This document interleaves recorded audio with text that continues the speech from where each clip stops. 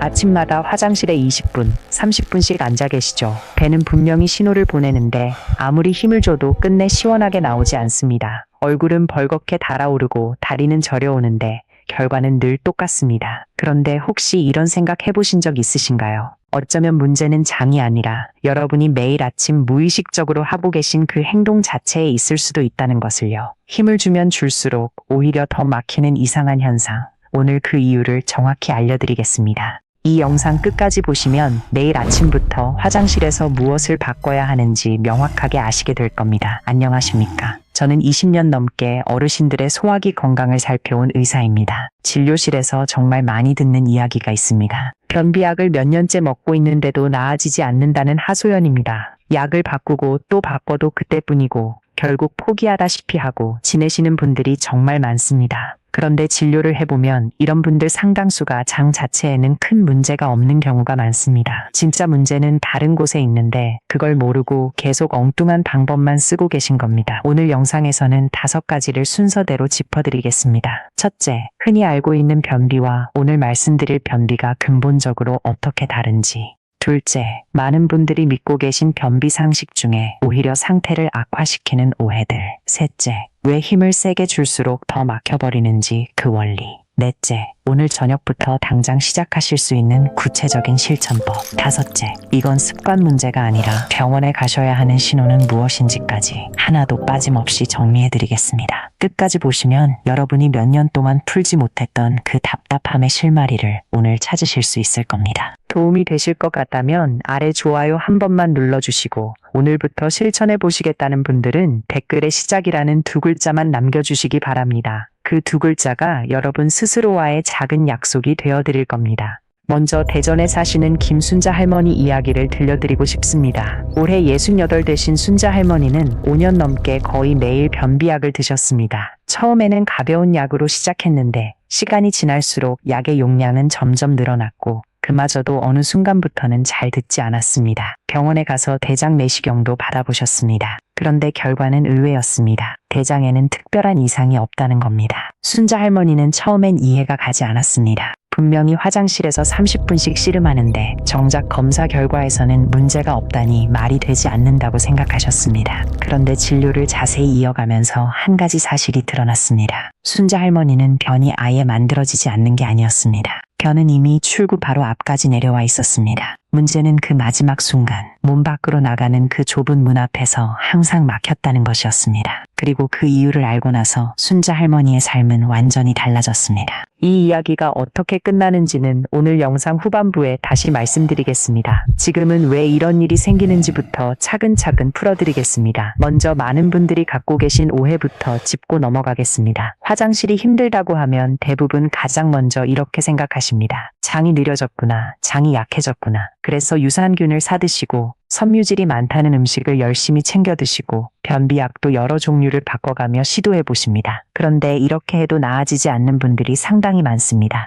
왜냐하면 변비에는 사실 여러 가지 종류가 있고 그 원인에 따라 해결법이 완전히 다르기 때문입니다. 이걸 구분하지 못하면 아무리 노력해도 엉뚱한 곳에 힘을 쏟는 셈이 됩니다. 장 자체가 느려서 생기는 변비가 있습니다. 대장의 움직임이 둔해져서 음식물이 들어와도 아래로 천천히 내려오는 경우입니다. 이런 분들은 며칠씩 변의 자체가 없고 배가 더부룩한 느낌이 오래 지속됩니다. 또 하나는 장의 움직임 자체는 정상인데도 본인은 늘 변비라고 느끼는 경우입니다. 검사를 해보면 장은 문제가 없는데 시원하게 비운 느낌이 들지 않고 늘 뭔가 남아있는 것 같은 찜찜함이 계속됩니다. 사실 이 유형이 생각보다 훨씬 흔합니다. 그리고 오늘 집중적으로 다룰 3번째 유형이 있습니다. 바로 배출 과정 자체에 문제가 생기는 경우입니다. 이 경우는 앞에 2가지와 완전히 다른 이야기입니다. 장은 멀쩡하게 잘 움직입니다. 변도 출구 바로 앞까지 정상적으로 내려옵니다. 그런데 마지막 관문, 몸 밖으로 내보내는 바로 그 순간에 막혀버립니다. 변이는 분명히 느껴집니다. 신호도 옵니다. 그런데 나오지 않습니다. 어떤 분들은 마치 변이 문 바로 앞에 걸려있는 것처럼 느껴진다고 표현하십니다. 손만 뻗으면 닿을 것 같은데 그 마지막 한 걸음을 넘지 못하는 것입니다.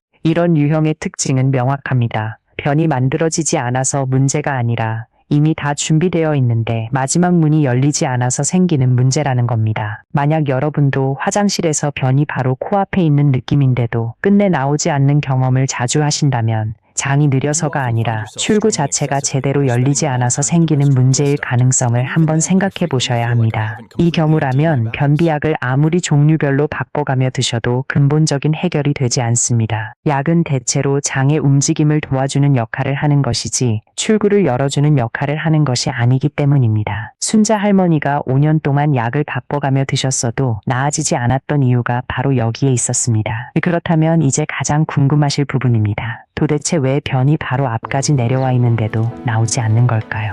그리고 왜 힘을 세게 줄수록 오히려 더 막혀버리는 걸까요? 이해하기 쉬운 비유로 설명해 드리겠습니다. 댐의 수문을 떠올려 보십시오. 물은 이미 수문 바로 앞까지 가득 차 있습니다. 그런데 수문을 여는 손잡이가 아니라 실수로 수문을 잠그는 손잡이를 계속 돌리고 있다면 어떻게 될까요? 물을 아무리 밀어내려고 압력을 높여도 수문 자체가 잠겨 있으니 물은 나갈 수가 없습니다. 오히려 압력만 계속 쌓이면서 수문 주변에 무리가 갈 뿐입니다. 우리 몸의 배변 과정도 이와 매우 비슷한 구조를 가지고 있습니다. 배에 힘을 주는 행동은 물을 밀어내는 압력에 해당합니다. 그런데 이때 출구를 감싸고 있는 근육이 동시에 조여지고 있다면 이건 수문을 계속 잠그고 있는 것과 같은 상황이 됩니다.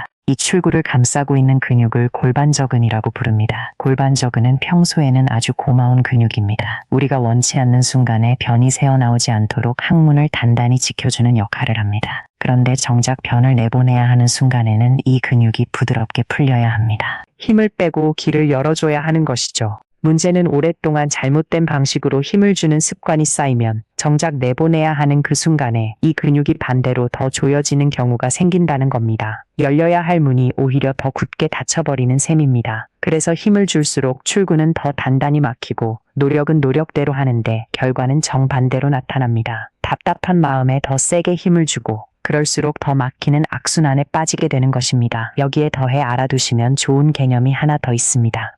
항문과 직장이 만나는 부분에는 자연스러운 각도가 있습니다. 이 각도는 평소 서 있거나 앉아 있을 때는 우리에게 매우 유리하게 작용합니다. 이 부분이 살짝 꺾여 있어서 변이 의도치 않게 흘러나오지 않도록 잠가주는 안전장치 역할을 하기 때문입니다. 잠을 자는 동안에도 이 각도 덕분에 우리는 안심하고 누워있을 수 있는 것입니다. 그런데 문제는 바로 이 각도가 꺾여 있는 상태 그대로 변을 내보내려고 하면 길 자체가 구부러져 있으니 변이 매끄럽게 빠져나가기 어렵다는 데 있습니다. 시원하게 배출하려면 이 각도가 최대한 곧게 펴져야 합니다. 그런데 우리가 보통 변기에 걸터 앉는 자세에서는 이 각도가 충분히 펴지지 않습니다. 반대로 무릎을 높이 들어 쪼그려 앉는 자세에 가까워질수록 이 각도는 자연스럽게 펴집니다. 조금 뒤에 말씀드릴 발판 활용법이 효과를 내는 원리가 바로 여기에 있습니다. 정리하자면 배출 과정에서 생기는 변비의 해법은 결코 거창하지 않습니다. 구부러진 길을 곧게 펴주는 것, 그리고 잘못 조여진 출구 근육을 부드럽게 풀어주는 것.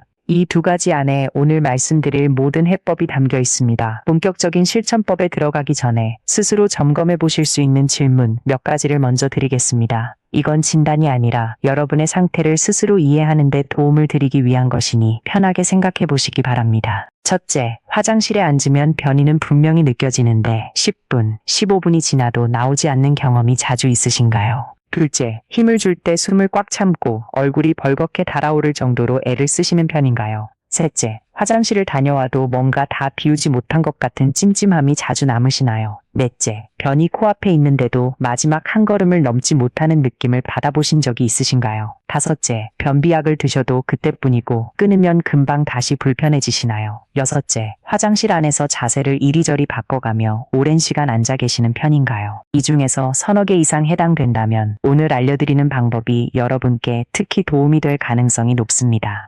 이제 오늘의 핵심입니다. 오늘 저녁부터 바로 실천하실 수 있는 구체적인 방법을 아침, 낮, 저녁으로 나누어 순서대로 말씀드리겠습니다. 먼저 아침입니다. 하루 중 배변의 가장 중요한 시간이 바로 이 시간대입니다. 우리 몸에는 정해진 리듬이 있습니다. 잠에서 깨어나 위장에 음식이 들어오면 대장이 자연스럽게 움직임을 시작합니다. 이건 우리 몸이 원래부터 가지고 있는 자연스러운 신호입니다. 그리고 이 신호가 하루 중 가장 강하게 나타나는 시점이 바로 아침 식사를 마친 직후 대략 20분에서 30분 이내입니다. 그래서 이 짧은 시간을 놓치지 않는 것이 정말 중요합니다. 많은 분들이 이 신호를 느끼면서도 바쁘다는 이유로 혹은 집안일이나 다른 일에 밀려서 그냥 참고 넘기십니다. 그런데 이렇게 신호를 계속 무시하다 보면 몸은 점점 그 신호 자체를 보내지 않게 됩니다. 그러니 아침을 드신 후 20분 안에는 변이가 있든 없든 일단 화장실에 가서 앉아보시길 권해드립니다. 이때 자세가 결정적으로 중요합니다. 변기에 그냥 걸터 앉지 마시고 발밑에 작은 발판을 하나 두시기 바랍니다. 그리고 그 위에 두 발을 올려놓으십시오.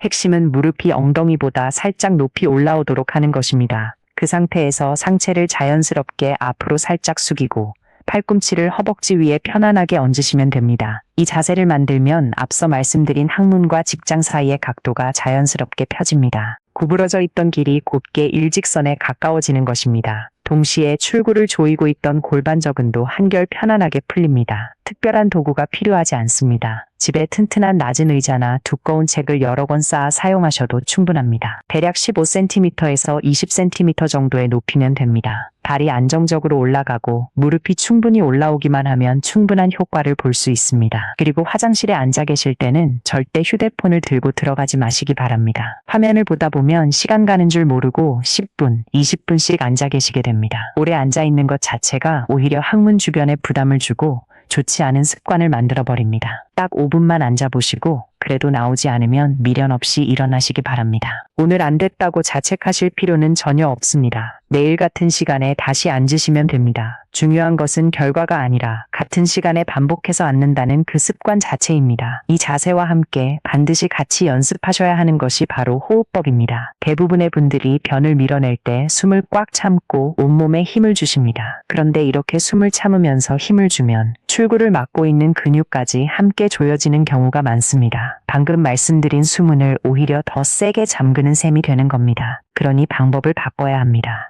숨을 참지 마시고 대신 입으로 천천히 숨을 내쉬면서 힘을 주십시오. 입을 살짝 벌리고 후 하고 길게 바람을 내보내듯이 하시면 됩니다. 소리가 조금 나도 괜찮습니다. 숨을 내쉬는 동안에는 배에 자연스러운 압력이 걸리는데 이건 억지로 짜내는 힘이 아니라 호흡에 실려서 부드럽게 만들어지는 압력입니다. 그러면서 동시에 골반 저근의 긴장도 함께 풀리게 됩니다. 신기하게도 오히려 더 약하게 힘을 주는데 결과는 더 좋아지는 경우가 많습니다. 힘의 크기가 아니라 힘의 방향이 맞아야 한다는 뜻입니다. 화장실에 들어가시기 전에 딱 한 문장만 마음속으로 떠올려 보시기 바랍니다. 참지 말고 내쉰다. 이 한 문장만 기억하셔도 힘을 주는 방식이 확연히 달라지실 겁니다. 낮 시간에는 무엇을 챙기시면 좋을지 말씀드리겠습니다. 많은 분들이 변비에 좋다고 하면 무조건 섬유질이 많은 음식을 열심히 챙겨 드십니다. 그런데 오히려 이렇게 챙겨 드시는데도 배는 더 빵빵해지고 가슴만 차고 화장실은 여전히 시원하지 않다고 호소하시는 분들이 있습니다. 왜 이런 일이 생기는 걸까요? 섬유질에는 크게 두 종류가 있기 때문입니다. 하나는 물에 잘 녹지 않는 섬유질이고 다른 하나는 물에 잘 녹는 섬유질입니다. 이 둘은 우리 몸 안에서 하는 역할이 완전히 다릅니다. 물에 녹지 않는 섬유질은 현미나 통곡물, 질긴 채소 줄기 등에 많이 들어있습니다.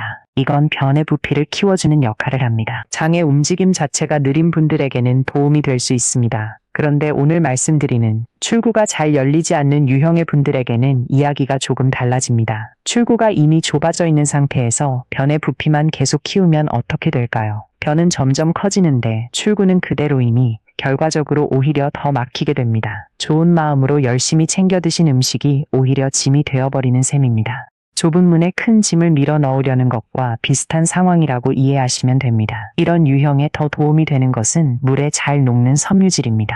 귀리, 보리, 사과, 그리고 미역이나 다시마 같은 해조류에 많이 들어있습니다. 물에 녹는 섬유질은 수분을 머금으면서 변을 부드럽고 매끄럽게 만들어줍니다. 부드러운 변은 좁아진 출구도 한결 수월하게 통과할 수 있습니다. 즉 같은 섬유질이라도 무조건 많이 드시는 것이 중요한 게 아니라 어떤 종류를 드시는지가 훨씬 더 중요하다는 것을 꼭 기억해 두시기 바랍니다. 이와 함께 물을 충분히 드시는 것도 잊지 마셔야 합니다. 섬유질만 많이 드시고 물을 충분히 드시지 않으면 오히려 변이 더 딱딱해질 수 있습니다. 하루 중 틈틈이 미지근한 물을 나누어 드시는 습관을 함께 들이시면 좋습니다. 낮 시간에 가볍게 걷는 습관도 큰 도움이 됩니다.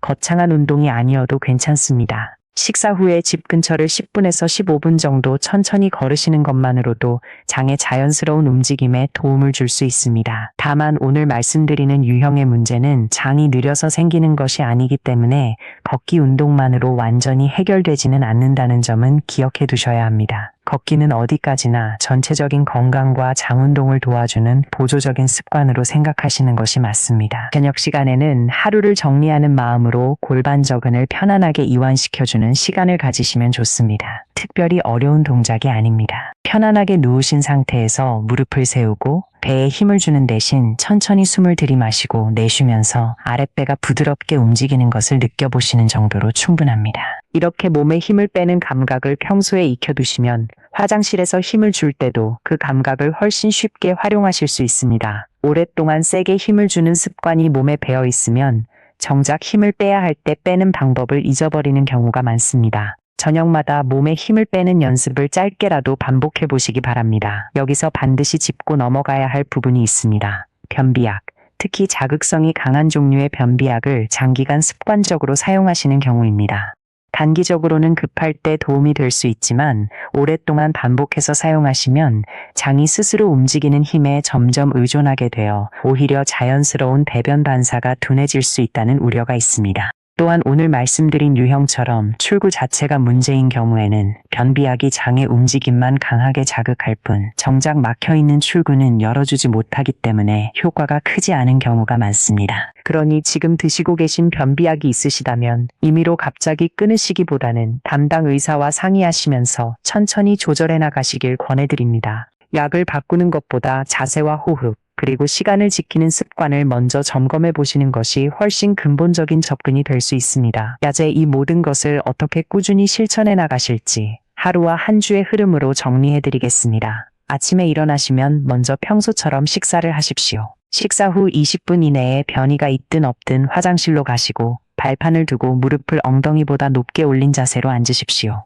상체는 살짝 앞으로 숙이시고 힘을 줄 때는 숨을 참지 말고 길게 내쉬면서 밀어내십시오. 5분이 지나도 나오지 않으면 미련 없이 일어나시고 다음날 같은 시간에 다시 시도하십시오. 낮 시간에는 물에 잘 녹는 섬유질 위주로 식사를 챙기시고 물을 충분히 나누어 드시고 가볍게 걷는 시간을 가지십시오. 저녁에는 잠깐이라도 몸에 힘을 빼는 연습을 반복하십시오. 이 흐름을 하루 이틀이 아니라 최소 2주에서 3주 정도는 꾸준히 이어가 보시기 바랍니다. 몸이 새로운 리듬을 기억하는 데에는 어느 정도 시간이 필요합니다. 처음 일주일은 큰 변화가 느껴지지 않을 수도 있습니다. 하지만 거기서 포기하지 마시고 달력이나 수첩에 간단하게 오늘 화장실에 앉았는지, 얼마나 걸렸는지 정도만 기록해 보셔도 스스로 변화를 확인하는 데 큰 도움이 됩니다. 가능하시다면 가족분들께도 이런 습관을 만들어가고 있다고 말씀해 두시고 아침 시간에 화장실을 편하게 쓰실 수 있도록 배려를 부탁드리는 것도 좋은 방법입니다. 혼자 애쓰시는 것보다 가족의 이해와 응원이 있으면 훨씬 꾸준히 이어가실 수 있습니다. 다만 한 가지는 분명히 말씀드려야 합니다. 모든 배변 문제가 자세와 습관만으로 해결되는 것은 아닙니다. 다음과 같은 신호가 있으시다면 혼자서 해결하려 하지 마시고 반드시 병원을 찾으셔서 진료를 받으시기 바랍니다. 오늘 알려드린 방법은 어디까지나 생활 습관을 바로잡기 위한 것이지 다른 질환이 숨어있는 경우까지 해결해드리는 것은 아니기 때문입니다. 첫째, 손가락을 이용해서 직접 도와야만 겨우 변이 나오는 경우입니다. 이건 단순한 습관 문제를 넘어선 신호일 수 있으니 꼭 진료를 받아보시기 바랍니다. 둘째, 변에 피가 섞여 나오는 경우입니다. 선명한 붉은 피든 검은색을 띠는 변이든 혈변은 절대 그냥 넘기시면 안 됩니다. 셋째, 특별히 다이어트를 하신 것도 아닌데 체중이 눈에 띄게 줄어드는 경우입니다. 넷째, 60살 전후로 평생 별 문제 없이 지내시다가 갑자기 변비 증상이 새로 시작된 경우입니다. 나이가 들어 갑자기 나타난 변화는 반드시 한 번쯤 점검이 필요합니다. 다섯째, 오늘 알려드린 방법을 포함해 여러 방법을 꾸준히 시도해 보셨는데도 2주 이상 전혀 나아지지 않는 경우입니다. 여섯째, 배변할 때 항문 밖으로 무언가 빠져나오는 듯한 느낌이 드는 경우입니다. 이런 신호들은 단순한 습관 문제가 아니라 다른 원인이 함께 있을 수 있다는 몸의 경고일 수 있습니다. 부끄러워하거나 미루지 마시고 가까운 병원에서 정확한 진료를 받아보시기 바랍니다. 특히 평소와 다른 변화가 갑자기 나타났다면 그 변화 자체가 가장 중요한 단서가 됩니다. 조기에 확인하는 것이 언제나 가장 안전한 선택입니다. 다시 대전의 순자 할머니 이야기로 돌아가 보겠습니다. 순자 할머니는 진료 이후 오늘 말씀드린 방법들을 하나씩 실천하기 시작하셨습니다. 처음에는 발판 위에 발을 올리는 것도, 숨을 참지 않고 내쉬며 힘을 주는 것도 무척 어색하다고 하셨습니다. 5년 넘게 몸에 밴 습관을 바꾸는 일이 쉬울 리 없었습니다. 그런데 2주 정도가 지나면서 변화가 나타나기 시작했습니다. 30분씩 걸리던 화장실 시간이 조금씩 줄어들었고 늘 남아있던 찜찜한 느낌도 서서히 줄어들었습니다. 한 달이 지났을 무렵 순자 할머니는 진료실에서 이렇게 말씀하셨습니다. 약을 늘린 것도 아니고 새로운 걸 산 것도 아닌데 그저 발판 하나 두고 숨 쉬는 방법을 바꾼 것뿐인데 이렇게 다를 줄 몰랐다고 하셨습니다. 순자 할머니의 경우는 약의 문제가 아니라 자세와 습관의 문제였던 것입니다. 오늘 말씀드린 내용을 다시 한번 정리해드리겠습니다. 화장실에서 오랜 시간 애를 쓰시는 문제 중 상당수는 장이 느려서가 아니라 변이 이미 다 준비되어 있는데 마지막 출구가 제대로 열리지 않아서 생기는 경우가 많습니다. 이럴 때는 힘을 더 세게 주는 것이 아니라 자세를 바로잡고 숨을 참지 않는 것, 그리고 정해진 시간에 규칙적으로 앉는 습관을 들이는 것이 훨씬 근본적인 해법이 될 수 있습니다. 여기에 물에 잘 녹는 섬유질을 중심으로 식사를 챙기시고 충분한 수분을 함께 드시면 더 좋은 효과를 기대하실 수 있습니다. 다만 앞서 말씀드린 위험 신호들이 하나라도 해당되신다면 습관 교정만으로 해결하려 하지 마시고 반드시 병원을 방문하셔서 정확한 진료를 받으시기 바랍니다. 특별한 장비도 값비싼 약도 필요하지 않습니다. 발판을 두시고 숨을 참지 않고 내쉬시고 정해진 시간에 앉는 것. 이 세 가지를 한 묶음으로 기억하시면 됩니다. 그동안 약을 이것저것 바꿔보셨는데도 답이 없으셨다면 어쩌면 그 답은 약 바깥에 있었는지도 모릅니다. 오늘 밤이나 내일 아침 화장실에 가시기 전에 발판 하나만 먼저 준비해 보시기 바랍니다. 오랜 세월 굳어진 습관이라 처음에는 분명 어색하게 느껴지실 수 있습니다. 하지만 우리 몸은 생각보다 정직합니다. 바른 방법을 꾸준히 알려주면 몸은 반드시 그에 맞게 반응해줍니다. 그 작은 습관 하나가 오랫동안 이어져 온 불편함을 바꾸는 첫걸음이 될 수 있습니다. 오늘 영상에서 다룬 내용 중 어떤 부분이 가장 마음에 와닿으셨는지 댓글로 남겨주시면 좋겠습니다. 그리고 오늘부터 발판 활용법과 호흡법을 실천해 보시겠다는 분들은 댓글에 시작이라는 두 글자를 남겨주시기 바랍니다. 이 영상이 도움이 되셨다면 좋아요와 구독 버튼도 꼭 눌러주시기 바랍니다. 다음 영상에서는 또 다른 유익한 건강 정보로 찾아뵙겠습니다. 끝까지 시청해 주셔서 감사합니다.